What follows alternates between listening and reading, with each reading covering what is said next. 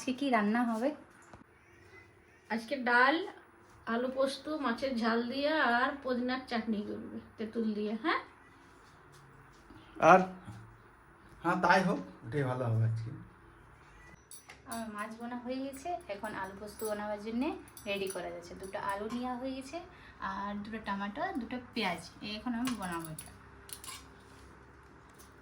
দেখুন এখন আমি বানাচ্ছি, আর কেমনভাবে টেস্টি হয়েছে আলু পোস্ত দেখো। আর আলু পোস্তর এই পোস্ত নিয়ে নিয়েছি, লঙ্কা নিয়ে নিয়েছি, এটা দুটো রসুন নিয়ে নিয়েছি। দেখতে থাকো।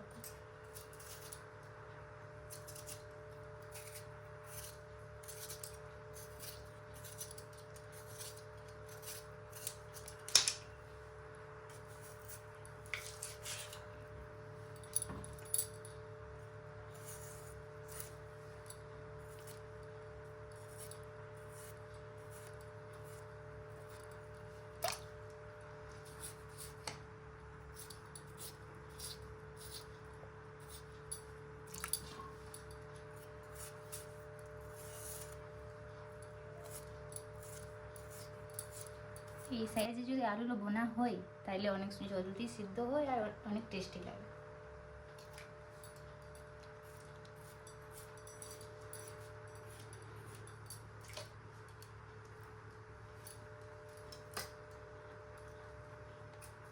এই টমেটোটা এখন কাটিয়ে নেব, ফার্স্টে ধুয়ে নিই, তারপরে বোনা যাবে।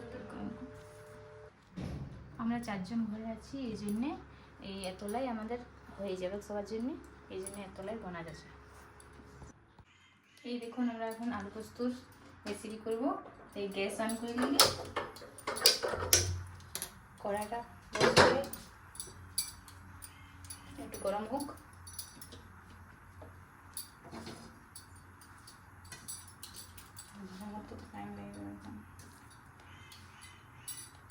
এই দেখুন কড়াইটা গরম হয়ে গেছে, এখন আমরা তেল দেবো। তেলটা কিছু কম পরিমাণে কম দেবো একটু, হওয়ার পরে কিছু গরম, যেমন কি একটু জিরে, শুকনো লঙ্কা, তারপরে আলুটা দিয়ে দেবে।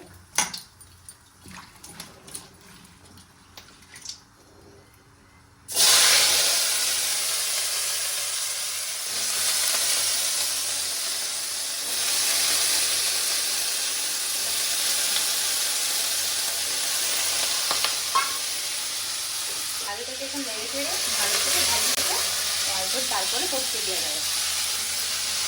সামান্য নুন দিয়ে দিয়েছি,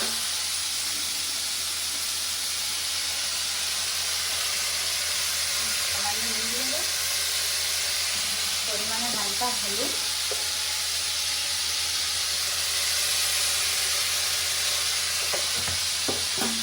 নাড়াচাড়া করে নিই।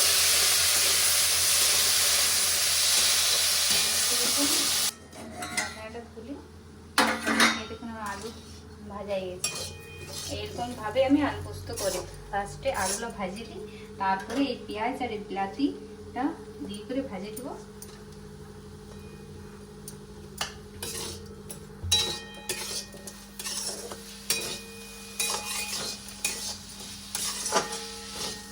ভাজা হয়ে যাওয়ার পরে তারপরে আমি আলু পোস্ত দিয়ে লাড়িচাড়ি নামিয়ে দেবো। এই দেখুন পেঁয়াজ আর টমেটোটা ভাজা হয়ে গেছে, এখন পোস্তটা দেব।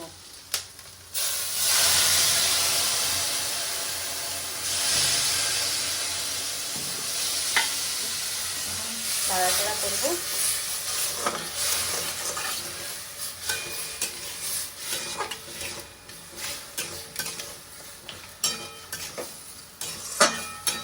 আলুটা আমার প্রায় সিদ্ধ হয়ে গেছে,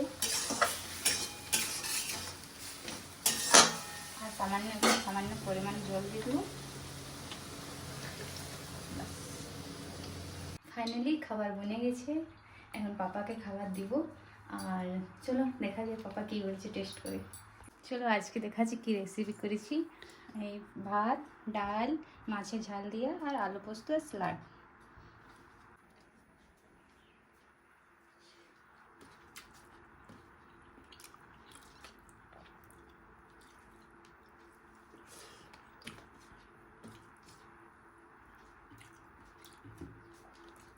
টেস্ট কেমন হয়েছে? হ্যাঁ খুব সুন্দর হয়েছে খাবার, আজকে রান্না ভালো হয়েছে, খাবারও ভালো হয়েছে, আজকে খুব সুন্দর রান্না হয়েছে। ভিডিওটা এখানেই শেষ করছি। লাইক অ্যান্ড শেয়ার আর সাবস্ক্রাইব তো আপনারা জরুর করবে। আর